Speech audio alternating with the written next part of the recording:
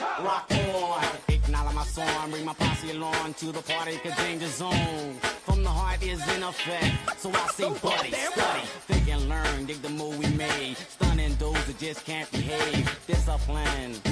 Here's a hint, a clue from the crew and too tough. All up in you with the formula coming from me, cause no one told ya of a logo is serious saying this ain't no joke, Jimmy. I ain't playing, I'm hardcore, straight up raw. I'm the overlord, I door clocking, but no, as if you didn't know. Fronting on the scene when it's time to go, asking for a number from any member of the tough crew band. Remember, jacking on my tip, over tipping.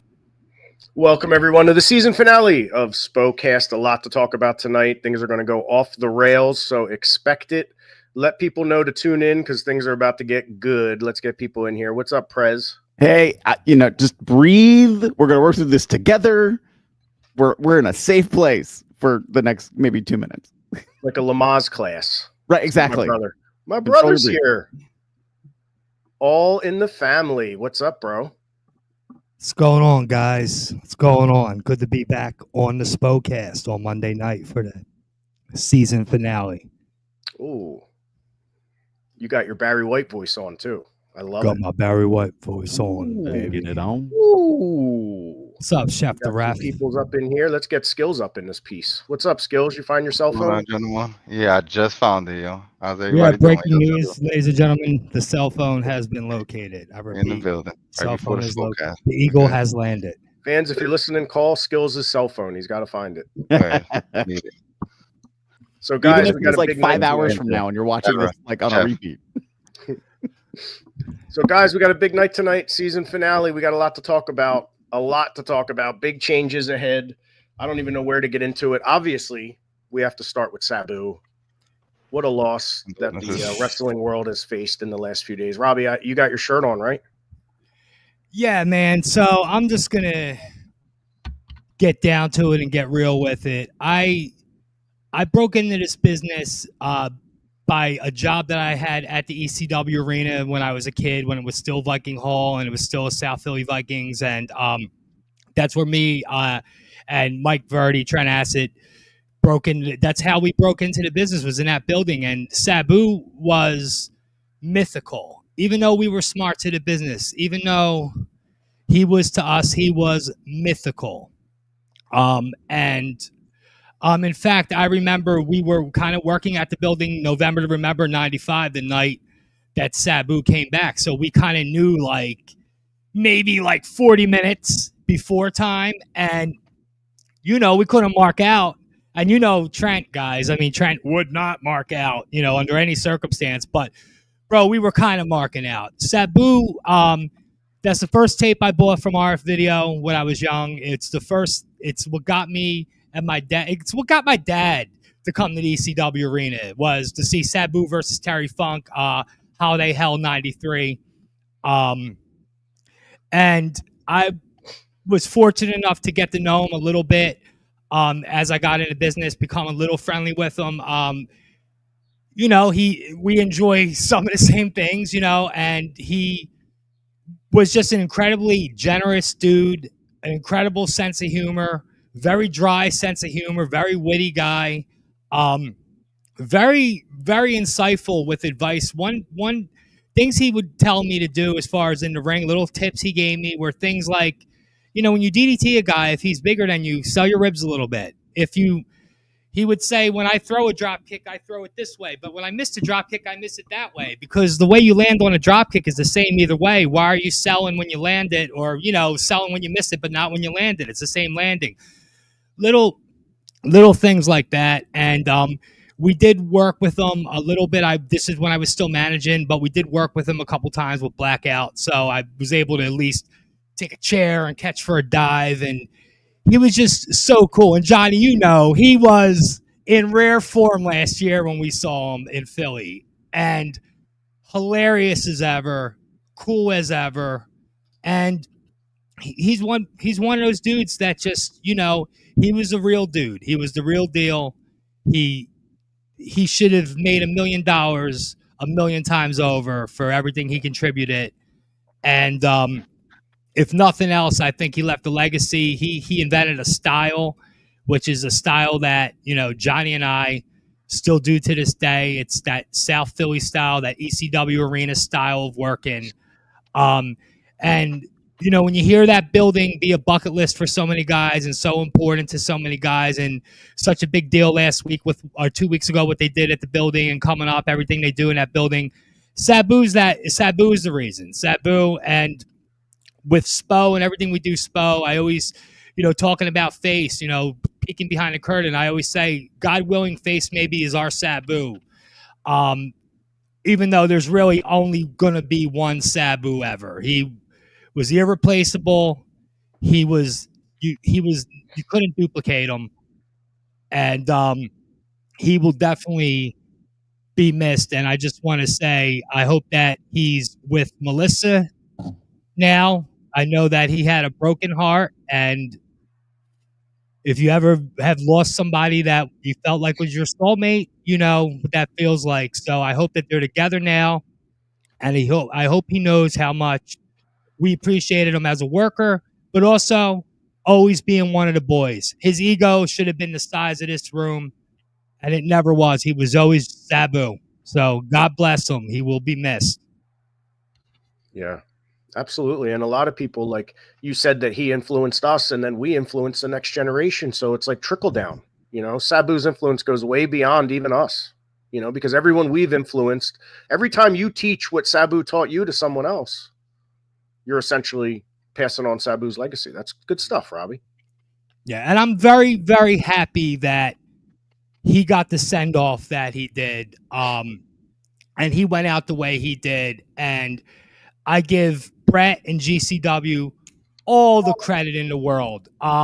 Last year, there was that precarious position he put them in, and to just show you that it's never too late to make amends. And he got to go out on a legendary weekend in front of a crowd that loved him, in front of a locker room that looked up to him. So I'm happy that was at least able to happen for him.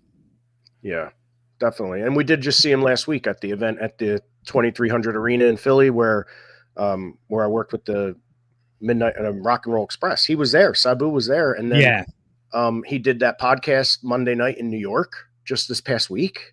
Yeah, Legion of Skanks. Yeah. He was literally active right up until he passed, man. God bless him. And I definitely recommend that. He was hilarious on that. I didn't watch it. He was hilarious, dude. He's so dry and just, God bless him, man. Well, he never used to talk. He used to be like the original Sheik. He used to scare the shit out of people.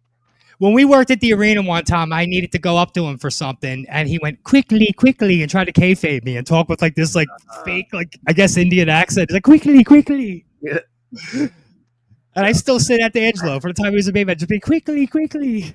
And I just can't help but feel bad for people like Bill Alfonso and Todd Gordon and all these people that were so close to him, man. It's terrible. And Facade. Did you see what Facade put online the other day? Like, the poor friggin' guy, man. How much pain does there have to be in independent wrestling, guys? Well, I saw somebody online, like, I'm not going to get myself riled up, but I saw somebody online say something about the match at GCW and it's like, get the fuck out of here. Sabu, we all worship that guy. That guy was all of our heroes. Nobody would cause this guy to take any bump or take any type of injury. We put him on such a pedestal. To say only a fucking mark that doesn't know the insides of the wrestling business would say something like that. Because anybody in this business, they know the way we felt about that guy. Agreed. Agreed. He was our Terry Funk, our generation. He was our Terry Funk. Well, and guys like you and Trent Acid and Billy Real, you guys grew up in the ECW arena, in the crowd, watching these guys. Like, that's hallowed ground for you, that arena.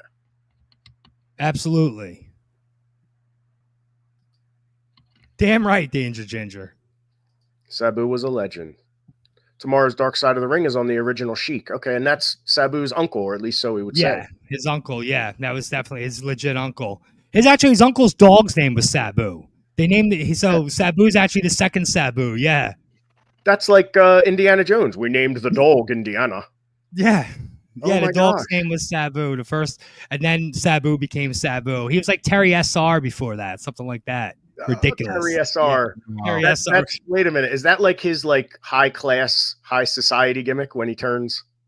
Like No, when I think the Hogan's like senior. No, I think the SR was for Superfly something because they were trying to say he was like related to Superfly Snuka when he Oh, first came in. Yeah, if I come see. back though, if my knee does get better, I'm gonna come back as Robbie SR as a tribute. That would be Let's put awesome. it out there. That would be awesome. SR. What's SR-71? That's a rocket ship or something, right? I think so. No, I grew think up it's just an watching. airplane. My brain was going submarine. So No, it's a Blackbird. It's a long range strategic reconnaissance aircraft. there it is. So guys, we got some things we're going to announce here tonight. We've been kind of teasing it all day that we got some stuff to get off our chest. There's a lot of things. We got like 3 things to talk about. First, we got to talk about the Star Academy. Okay. So we're literally about to open. Like we're going to start moving stuff in. Limited spots are available and classes are starting this summer. So if you want to be a pro wrestler, manager, valet, referee, if you want to be involved in production, in backstage, if you want to be involved in design, like graphic design, there's so much more than just wrestling that we're offering. But the thing is, we have to start moving stuff into the school like this week. Like we literally, they're putting up walls for us and we've already painted black. Like we got a lot of work to do. But it's going to be the next few weeks that we're going to be spending every day there. We can't be doing SPOcasts on Monday and Tuesday nights the next few weeks because we got to get the school together. And then once the school's open, we'll be training on Mondays and Tuesdays. So I don't know what's going to happen to SPOcast after today. It's at least going to take a hiatus until Memorial Day weekend once we get the school open. So at least for the next 2 weeks, we're not going to have any original programming on here. No SPOcast, no SPO City, but they will be back once we figure out how to do all that, guys. So that's one of the big announcements right now. All right. I mean, and that's good. That's good timing because, you know, over the next couple of weeks, if people are in college, there's college graduations. Some high schools are graduating in May, Memorial Day weekend. You know, get past all that, plus then move in. So then when you come back, I guess by then it'll be the beginning of beginning of June. June. Yeah. There you go. And that's like, the thing. now you're set up. Our commitment, and we have to make a commitment to our students. We have a few people that have applied so far, and there is going to be a little bit of a vetting process for our school. I just want to put that out there for everybody.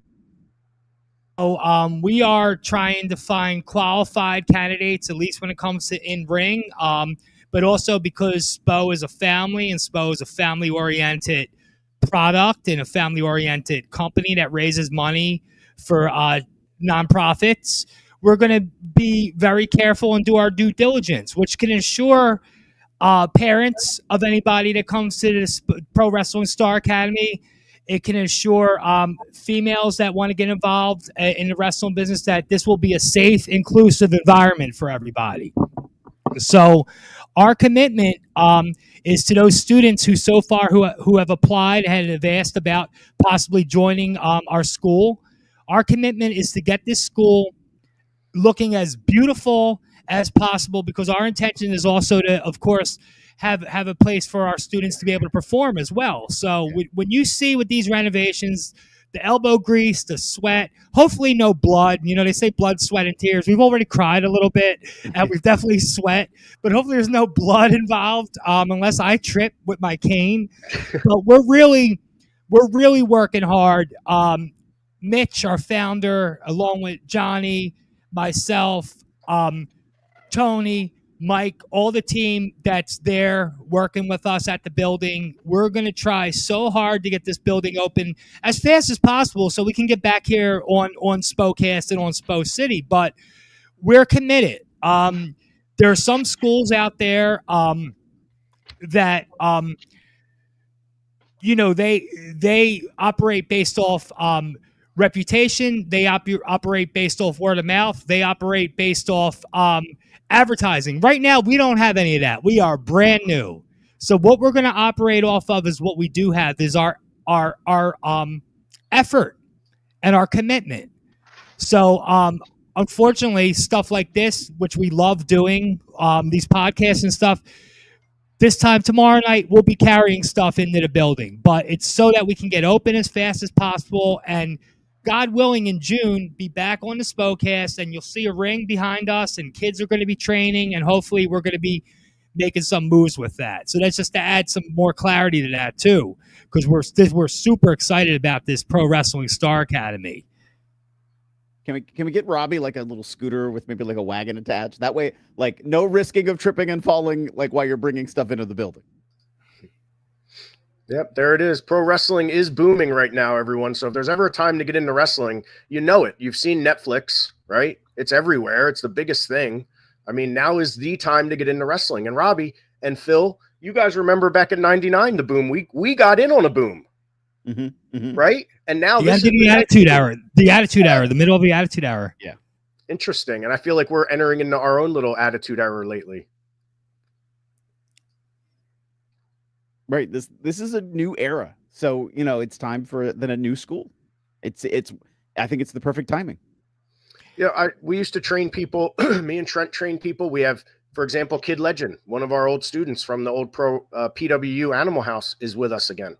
You know, so Mark Angel was trained there. You know, so I've trained people a lot in my day, and it's exciting to have people coming back and have old students coming back. And you know, it's going to be a great place. It's going to be a haven of pro wrestling. Anything pro wrestling will happen there. We're going to be collaborating. It's going to be such a high energy artistic environment. And there's something for everyone. There's something for everyone. Because listen, guys, you know, right now we're doing the SPOcast here on YouTube, on Facebook, and it gets uploaded. But the vision is to have it on our own app, right? Our own app? Well, we're doing Radiant, for example. You know what I mean? Right. Like we have the Radiant TV app, blah, blah, blah. So we're on that. But ideally, it's in our best interest to have our own app. And honestly, it's already in beta testing. It's already in beta testing. Cool. I've been debugging it all day already, starting to debug it. So it's already in beta testing. The SPO Wrestling app is coming. It'll be available on all major platforms, App Store, Apple, you know, Android, Play Store, very soon. It'll be available very soon. We have to upload content. So not just the school, we also now have the app coming right to your phone. You'll be able to purchase tickets. You'll be able to communicate with each other. You'll be able to see content. You'll be able to see the event in its entirety coming soon. So this SPO app is the future, you guys. And I want everyone to understand the reason we have to sort of stop a few weeks of doing the SPOcast. It's for maintenance, spiritual maintenance, physical maintenance. We're trying to create a sustainable product here so we can keep letting kids in our events for free. Robbie, you want to start about that? Yeah. You know, that's the thing with everything we're doing right now. Our commitment from day one of coming to Harrah's in Chester was to Mayor Roots of Chester, and that was to provide shows that the kids of Chester would never have to pay for a ticket. In the same way I speak of our Pro Wrestling Star Academy being a safe, inclusive environment, same thing goes for Harrah's Casino. So everything we do with SPO Wrestling, it's the wrestling is second. We are a service and a people company first and foremost, and the wrestling is a vehicle for how we do that. The music, the artists we bring in is a vehicle for how we do that, for how we try to service the community and try to give back. But with that being said, I'll be straight up. This is a mom and pop, and we are running on a very, very limited budget. We operate through the grace of God and the generosity of our sponsors. So with that being said, our commitment is to those kids and to those sponsors. So over the next few months, we may need to scale back a little bit. There will be no drop in quality whatsoever, but we may need to scale back a little bit as far as our roster goes, as far as our shows go, as far as what we're able to provide to everybody right now for no cost. Now, that being said, I'm hoping that this is a time that the guys that are really in it to win it and the guys that really believe in what we believe in and are really service oriented and people oriented and God oriented, I hope that they'll stand by us. For example, something that is very important to us is raising money for a young man who we met this past Thursday, Nyleek Ellison. We would love, there's Nyleek and his dad, Micah. And I will tell you right now that Thursday night, meeting this young man is one of the, and I'm not just saying this, it was, I will be affected by it for the rest of my life, seeing what he's going through. Right now, he's been told he's quadriplegic, but I believe in miracles, so I believe that maybe one day he's going to recover. The GoFundMe, the link is on our screen right now. You can also just Google Nyleek, and you can find the GoFundMe. It's horrible what happened to him. I hope the man that hit him with the car goes to jail for the rest of his life, and I hope he goes to hell for 1,000,000 years after that. No, we because don't. He tried. Well, he tried to flee the scene. Yeah, that's awful. It's awful, but we're praying for Nyleek, but we also want to do something special for Nyleek. So that's what we're working towards this summer when we announce our next date, is doing something special for Nyleek. So that's who our commitment's to. That being said, our commitment is to Nyleek and to the kids at Chester and to Mayor Roots. It's not to anybody else but that, first and foremost, and everything comes after that. That being said, we're going to give you the most amazing show you ever saw in your life, like we've done 3 times already at Harrah's. We're going to leave you wanting more, like we did 3 times already at Harrah's. And we're going to make some kids in that arena want to come join our wrestling school, like we did 3 times at Harrah's, when people are saying, where can I learn to be a wrestler? Where can I learn? But with that being said, we are going to need to scale back a little bit, because the reality is that there's a lot of competition out there for SPO.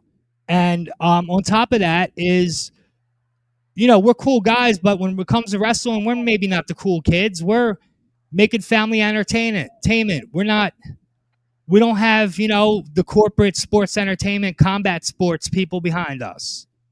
I can't just flash me and, I could put a picture up of me and Goldberg on Monday Night Raw for 5 seconds, but I can't just get him on the phone to take a picture with me.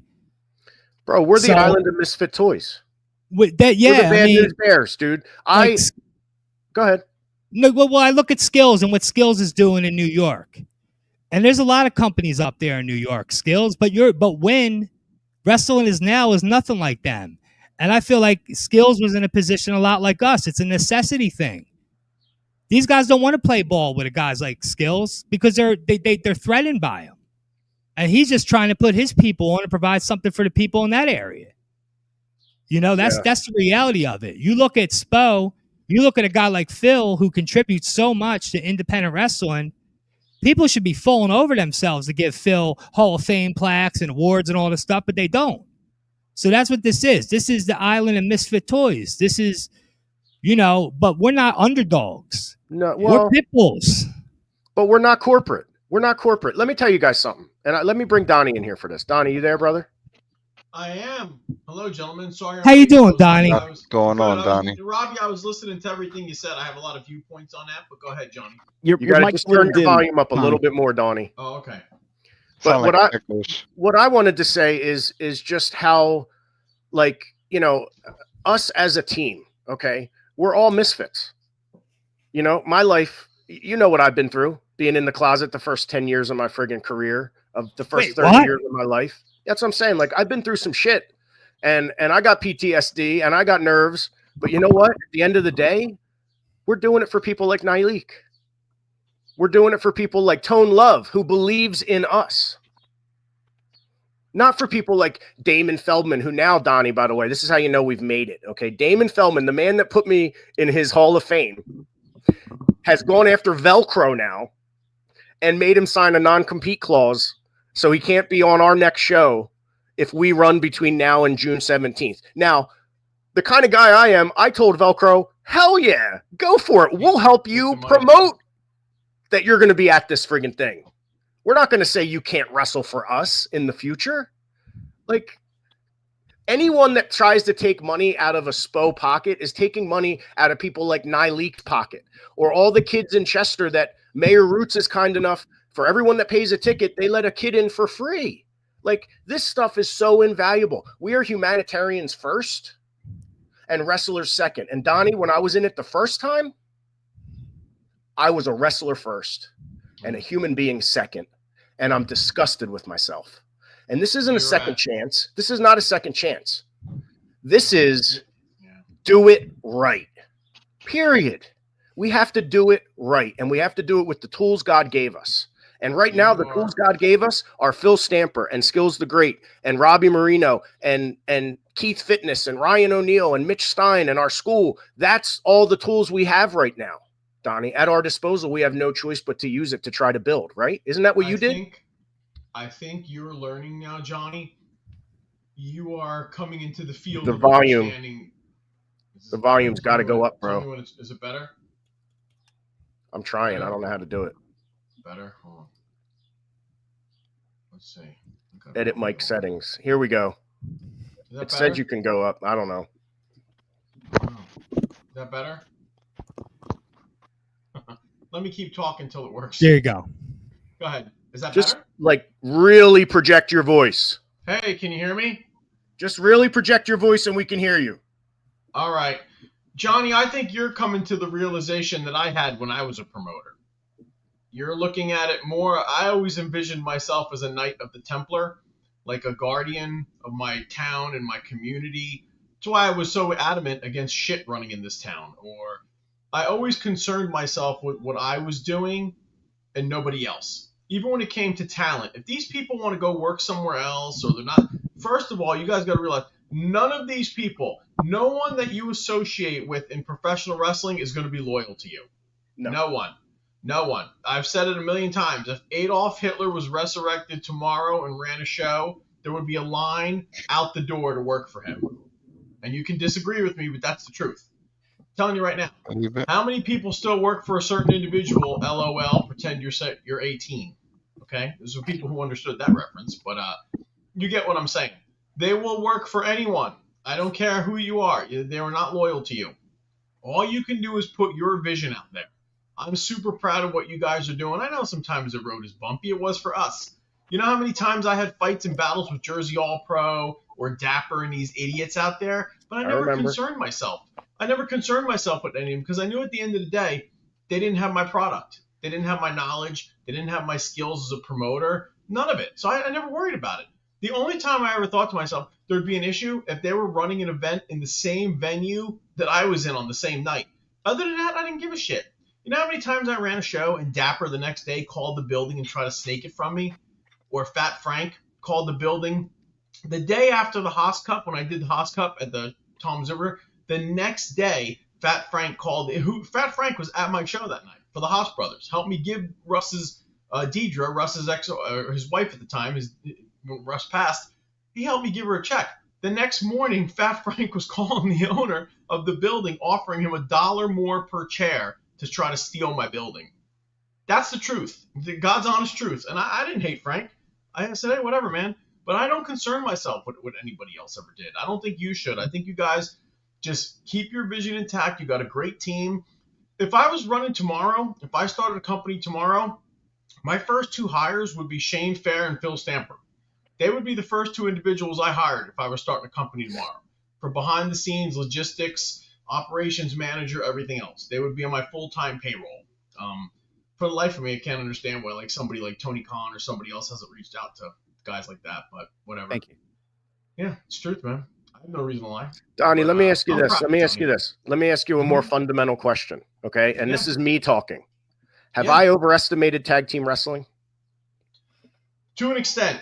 I think tag team so, wrestling is a concept. Yeah, I think the tough thing with tag team wrestling, especially from a budgetary point of view, I would never have more than one tag match on a show because you've seen it. When you do one tag match on a show, it's 4 guys, it's 4 paydays, 4 flights maybe. Even if they've come in, it's still a tag match.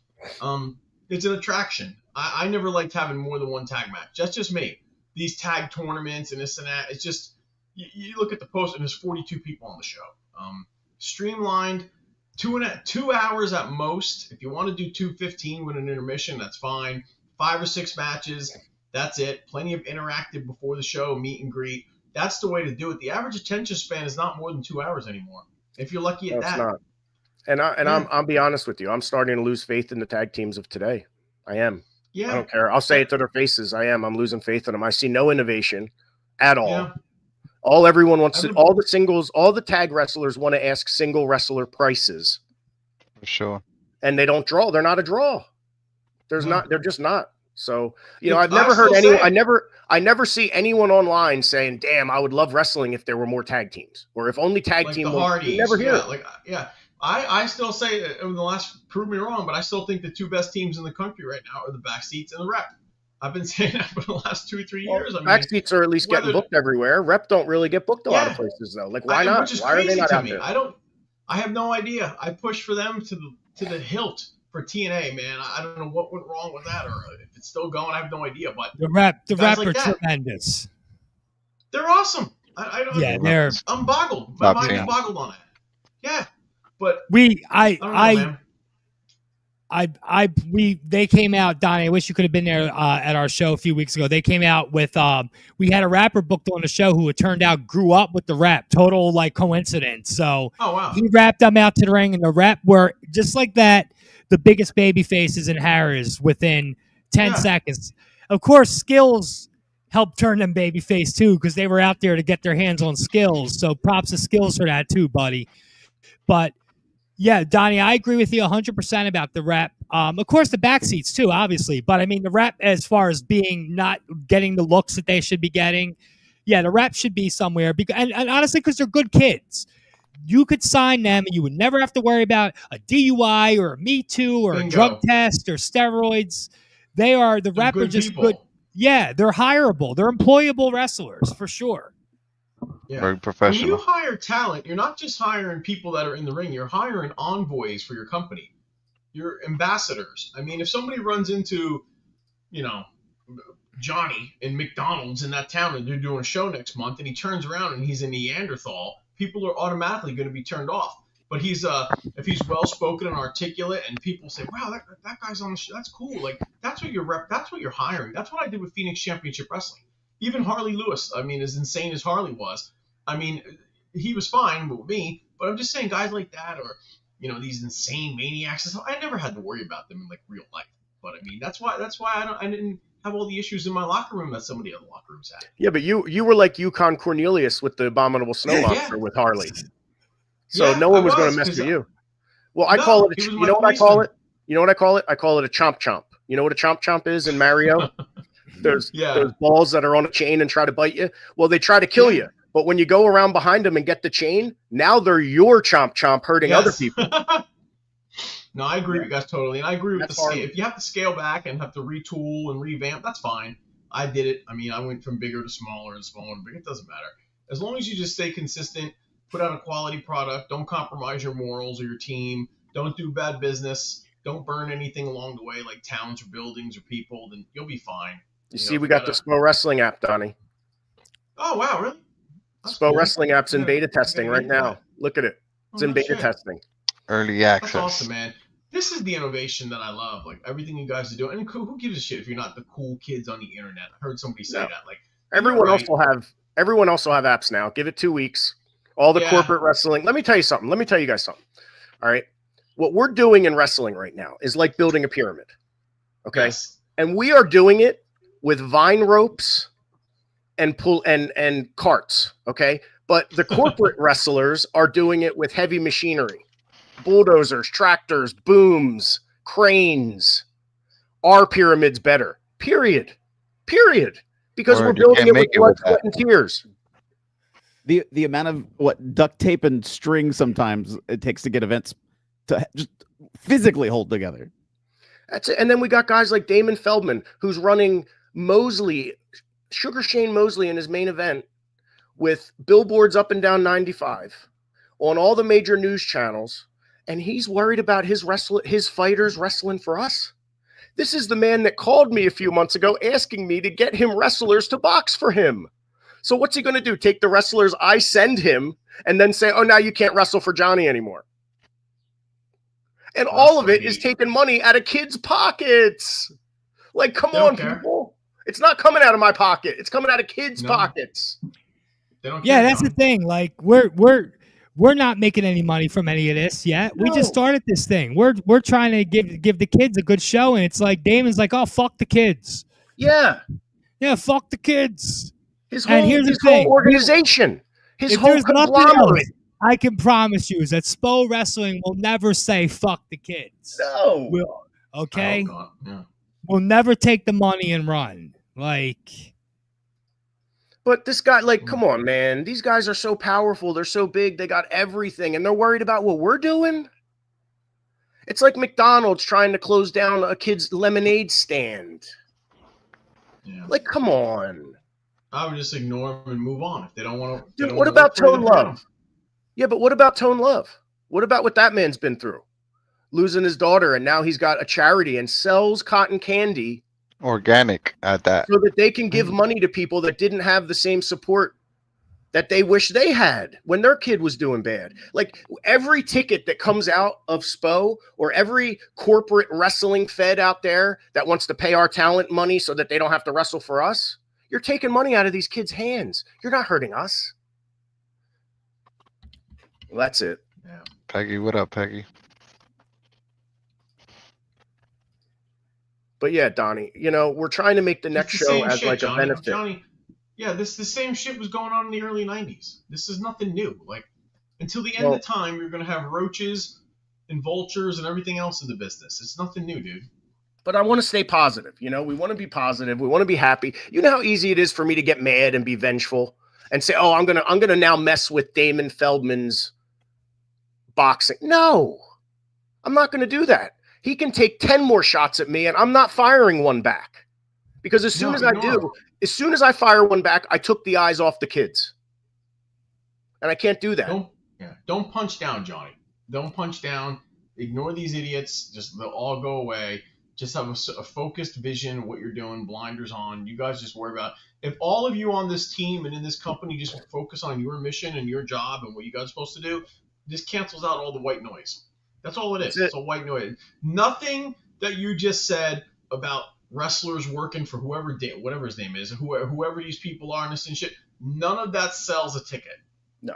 Nothing of what was just said in the last 20 minutes has sold one ticket. None. That's the only thing that matters.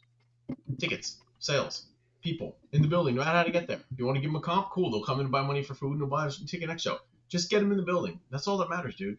None of this other shit is accomplishing that. Yeah, but you know what? Look what Mitch just said. The fact remains, when the bigger kids in the playground start to pick on the little kids, it's because they're scared. Well, Robbie, what did you say to me today? Who are we, Robbie? we bully the bullies. We bully the bullies. Whoever dog that is part of our bully the bully squad too. They know what Whoever's it barking is. right now. They know what it is. We bully the bullies. We're the guardian angels of pro wrestling from now on. Period. I don't care. We see something that's wrong, we're going to speak up about it. We're going to do something about it. Anyone doesn't like it, stop me. Period. That's it. Just do your show, bro. Yeah. That's it. So we're going to have a date to announce real soon. We have the app that we're in the middle of beta testing and trying to populate. We have the school that we're going to be moving into this week and renovating. So guys, sky's the limit. If you're interested in being a wrestler, now is the time. Now is a boom. Now is when you get on board. Mm-hmm. Period. And learn from the best. Hall of Famers. Right.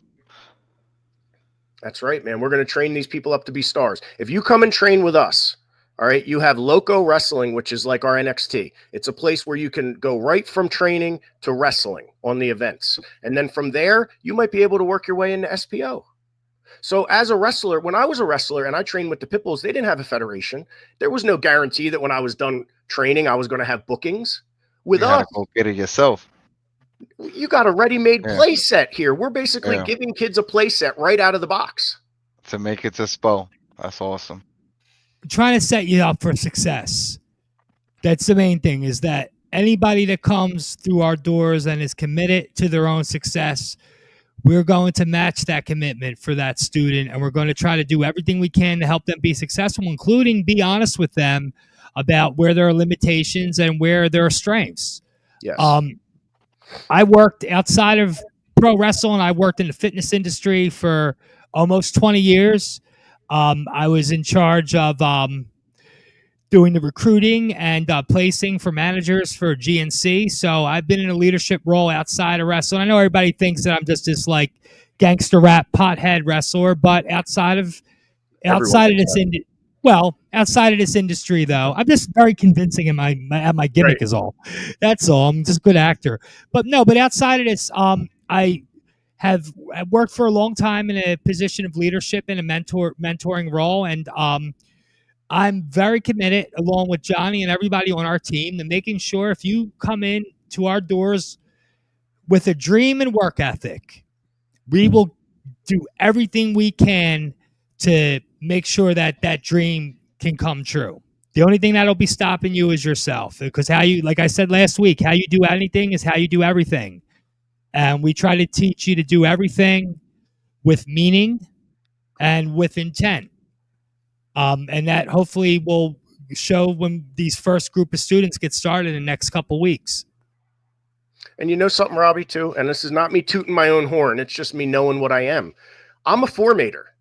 I can take people off the street and make them calm enough and understand that what the wrestling business is, and bring them into the ring and train them and give them the basics. And then I can hand them off to another trainer who's going to teach them more spots and stuff, because I'm more of getting them in. I'm more the creator. I'm more planting the seed in the soil, watering it, giving it light. And then once it starts sprouting, that's when Robbie comes in.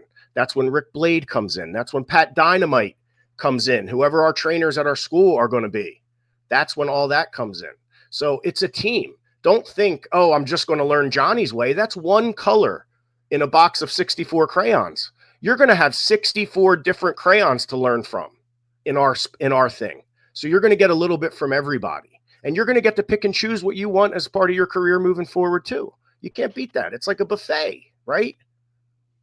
Well, it's like a real school. In college, you pick your classes. You're not told what your curriculum is. You pick what you want your area of study to be, and you take it from there. And that's what we're going to do. It's not just your style of in-ring work, but there are a lot of opportunities in wrestling that aren't necessarily wrestling. And sometimes if you're somebody who, for example, wants to be a referee and is committed to be a referee, and you look at referee as your dream is to be a referee. It's not a fallback in case you're not a good wrestler. The odds are you might get signed being a referee, because there's not a lot of people that just would love to be a referee. So we want to try to, for people that are non-wrestling talent that are looking to be managers or announcers or valets, we want to teach them. Granted, you don't need to come to a wrestling school to learn how to be a ring announcer, but there's definitely nuance to being a color commentator or a play-by-play analyst. Yep. So we want to try to help everybody be successful, and ultimately we want to try to set everybody up so that if a career in pro wrestling is something that is important to them, well, we want to make it important to us, and we want to try to help you have that career, and not just wrestling on the SPO shows, but also opportunities, in New York with Skills and his company and some of our other sister feds that we work with. And also we have guys like Donnie B in our network who, Donnie, for anybody out there who doesn't know why Donnie is on this podcast, he was very, very important in the career of Johnny and Trent Acid and so many other people. And in fact, Donnie, I did want to ask you, were you there the night that Devin Storm wrestled Sabu for Dennis? I hope so. I'm the one who booked it. Okay, that's what I wanted to know. Were you the one who booked it? Well, we had the idea that Sabu was available because he had heat with Paul, and there's a whole story to that. Maybe we'll tell it someday. Yeah. But and then Dennis said to me, "What about him versus Devin?" He was pushing for that. I said, "Yeah." So I talked to Devin a little bit about it. Devin was obviously aboard, and then we talked to Sabu for like a couple minutes, beforehand, and everybody thought that Sabu's just gonna squash him, but that's not what happened. We knew. I didn't know it was gonna be that awesome, but I was 5 feet away. I'm pretty sure you could see me on camera. I was hanging right next to Dennis, and then we heard the whole story about what happened with him and Paul and all that, and it was great. Because I think Billy worked that show. It was like maybe one of Billy's first. Billy Real? Yeah, I don't know if he was on that. He might have been. He was always floating around. What venue were you? What venue did that match happen? I want to say that was Woodbury. Woodbury Armory, right?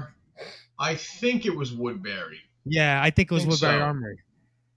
I just remember Dennis going nuts, and Cornette was there too. I'm pretty sure Cornette was there. Maybe Cornette was there.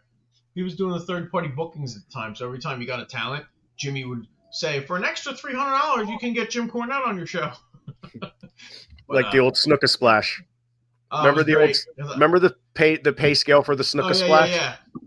He did it to me at Wildwood for Fierro, and he was going to come off the second, and then somehow he came off the top. So I always assumed that Gino Moore or somebody went into his pocket, but that would be impossible. I don't think he could fit his hand in that pocket. So maybe it was somebody else, or Jimmy just wanted to hit me with the splash, which was still not as stiff as Bundy's. Jimmy's the ultimate worker of all time. Can you imagine? Like, here, you booked me, but if you want the thing I'm known for, I need an extra $250. Yeah, it was like $500, $750 with the splash, right? Yeah. Yeah, and then some promoters would pay him twice because they'd give Metal Maniac the money for him to do it, and then he'd say he didn't get it, so they'd have to pay him again before Jimmy would go out. I would kill to just be somebody's Metal Maniac. Yes, and then Metal Maniac would wait in line at Bundy to get a picture with him in the ring at intermission in makeup. He waited in line with the fans to get a picture with Bundy in the ring. Remember when I almost Johnny, were you there? I think you were. When I almost had to beat up the Metal Maniac when he was doink for Dennis the one night. Oh yeah. Because Inferno hadn't shown up yet, and we had to have him go out before intermission, and he literally got 2 inches from my nose and told me he wasn't going out before intermission because his face makeup would get destroyed, and he couldn't do Polaroids at intermission in the ring as doink with bad makeup. So then him and I had a little discussion / confrontation in a bathroom in that building of the school, and needless to say, Jeff Miller went out to the ring before intermission. And you and him entered a stall, and you came out as Doink and performed. No. You put that Doink costume on. That's how I stole the Hank costume from Johnny. But hold on, Donnie, have you or have you not been Doink? I was Doink. Okay, that's what I thought. I worked the main event. Yeah, West Virginia for Dennis Carluzzo. I'm driving to the show with Dennis. It was supposed to be Doug Gilbert and somebody else in the main. And he goes, oh, we're screwed. Doug ain't coming or some shit. He goes, we need a main event. It's got to be Lupus was with us. He said Lupus against Doink. And I go, who the hell wants to see that? He goes, no, it'd be great, man. Lupus against Doink. And I go, well, who do you have as playing Doink? He goes, you are. I go, what? I'm not doing that. He goes, oh, come on, Don, you can do it. So, because it was Kent, it was Lupus, one of my best friends in the world, I agreed to do it. And we went out there and we had a main event. I remember Lupus saying to me, what's the finish? I said, I don't know, either whoopee cushion off the top or the Death Valley Driver, whatever I'm feeling.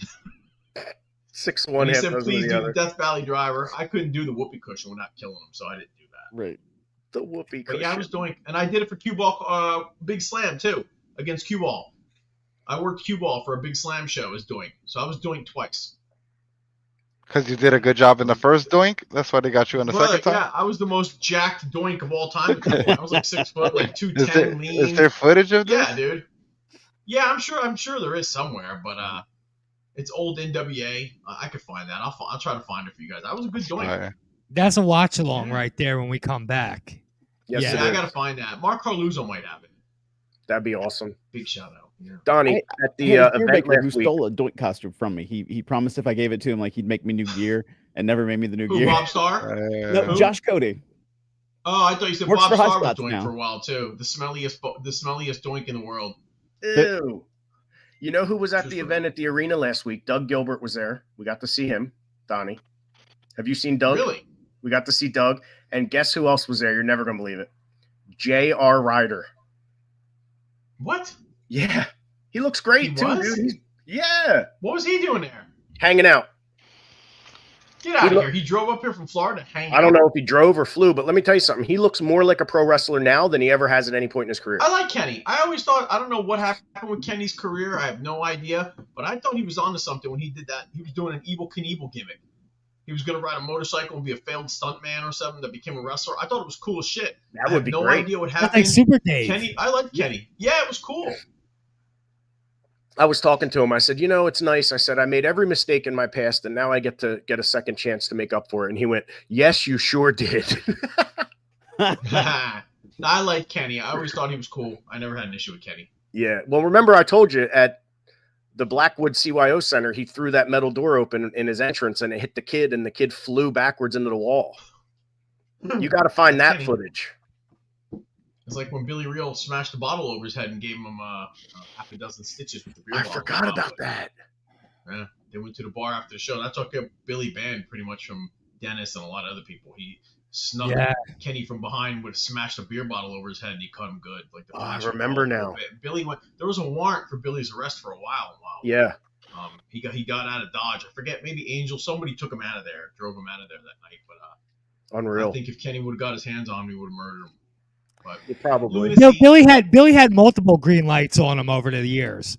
Yeah, I was there when the Misfits threw him out of the car. We were going down to Ian Rotten's show, and they pulled over and they threw Billy out. I have no idea how he got home. Oh my God! Halfway down to Ian Rotten's show. Well, I'll tell you off air sometimes. Johnny knows a story.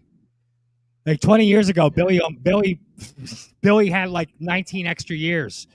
Jeez, 20 years ago he got 20 years ago he got him. He had so much heat on him in South Philly that like one of my cousins called me and was like, "Yo, your boy Billy Real." I'm like, "No, he ain't my boy." Yeah. Well, got may he rest I'm in glad peace. that you guys was Sab. By the way, was Sabu at that event last Saturday? Was he there? Yep. And did he look okay? Looked like Sabu, yeah. And then he supposedly did great Monday at his New York booking. Yeah. I'm not sure what happened with that. I have a little bit of knowledge on it that I won't share only because I don't think it's been made public yet. But I really don't think it's nefarious.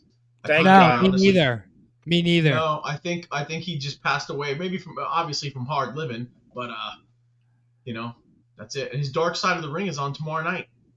His or the Sheik? Sheik. Yes. No, his. I Sabu? thought she's on it though with the Sheik or whatever. Yeah. Yeah, the Sheik and Sabu. I think their Dark Side is tomorrow night. It is. You know, he said I like that Sabu. years ago. He had said he stopped wrestling because he had a broken heart when Melissa died. I have said, Robbie and everybody else, I have said that in the pantheon of wrestling names, Sabu should have been a multi-time millionaire retired living on an island. Right. He is one of a handful of human beings that truly there's no ECW without Sabu, and that build to Barely Legal with Taz. I'm telling you, he was the reason, he was the underground reason that everyone was attracted. They had to see this crazy man. And I can't understand if there was heat or what, but it boggled my mind that when it came time that they couldn't figure out a way to do something with like up in Vince with imagine a feud with him and Steve Austin when it starts going sideways with the alliance and Paul brings in Sabu. And I don't want to hear like he couldn't work Steve Austin. Really, Sabu had classics against Terry Funk. You don't think he could have worked Austin or a program against Brock Lesnar? Something like that, man. I just wish that if Sabu had a real life handler, like a real life manager who would have been his caretaker and not try to exploit him and look out for his well-being and investments. He could have just been one of these legendary figures out there like Jim Morrison floating in the ethos that you had to go see every 10 years or something. But I really believe when it's all said and done and you line up everybody that's ever been in professional wrestling, he's at that front of the line. Without a doubt, dude. There's no doubt about it. Nice guy. You know, and with a lot of these older wrestlers like, Stevie Richards and Maven and all finding a whole new genre of work for themselves on YouTube, I feel like Sabu could have killed it on YouTube in his later years. YouTube or even a podcast. I know he might not have been the most well-spoken person, but with a little coaching or if he was healthier, think of how cool that would have been, man. Just would have coached or something like, Conrad Thompson or whoever, but just, I don't know, man. There was way more there, and he deserved better from life. Just to be downtrodden. I think at one point he was living with Casati in Vegas or something I heard. And just, that kind of shit, man. It's just depressing. For somebody who literally was the spearhead of an entire organization and genre and cult following, unless you saw it, you were there firsthand in the business like we were, you have no idea the impact that Sabu had throughout the 90s. Well, crazy. he would pull up to the arena, Donnie. I mean, I know you weren't at DCW Arena, but you probably, when he pulled up to Dennis's, pull up in a big-ass Winnebago, hot Japanese girl with him. He's got on cowboy boots, Sabu pants, a silk white shirt, button, just the two bottom buttons buttoned. He's got a he's got a turban on his head. He was, you know what I mean? He was just, it was like the Sheik. Like you would see the Sheik walking back in the day with the suit on and the turban on. And he he just embodied the business in that gimmick. Yeah. You know, he was, like I said, he was like mythical. You know, the only thing I can equate it to, like as like being the boys, is Attila's down here, Donnie. Attila's gym, Wildwood. When one of the pro bodybuilders walks in, that's like, I can see that. yeah, it's like when one of the pros, like the pros, like the IFBBs, the guys that have, we have a couple. Jack London comes down here, Mr. Universe, for example. It's like when one of those guys walks in, and Sabu's only 5'8", 5'9", but there was just something about his presence when he walked into the room, walked into the parking lot, and it carried over the clothes, Sabu, the giant Winnebago, everything. Sabu was a walking mythology.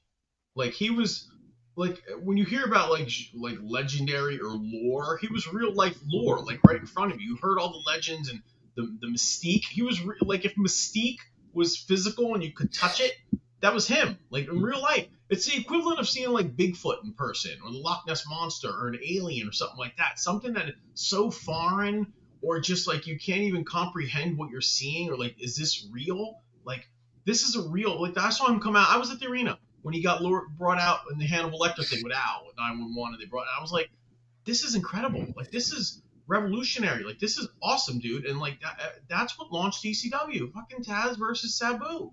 I don't care what anybody says. I don't. I mean, I know he had a million disagreements with Paul and this and that, but I hate the fact that they weren't able to figure that out and do something just for 3 to 5 years of really good pay for him and set him up like with some kind of pension or something. I don't know, but he just. Well, it goes back to the corporate guy versus the wrestling guy. Yeah. The wrestling guy was living with Kazarni, you said, Sin Bodhi, and the corporate guy is managing Seth Rollins now. Yeah. And a multi-millionaire and Hall of Famer. Yep. There you go. So, couldn't have said it better myself. Yeah. Well, good stuff, guys. Yeah, So, guys, this was fun. SPOcast might be done. It might not be done. We don't know. We're going to see over the next few weeks. We're definitely going to take a hiatus, at least until Memorial Day weekend, at least.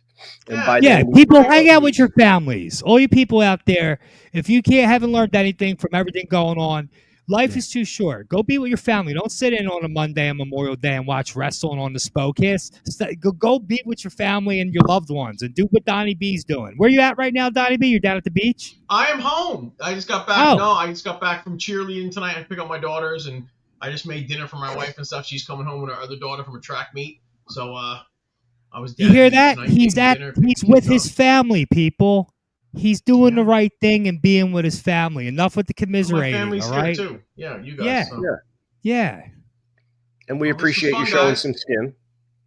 Yeah, See that, Donnie. brother? I'm looking pretty good. Got my new tats done. Yeah, they're finished. Yeah, look at that. Oh, that's new?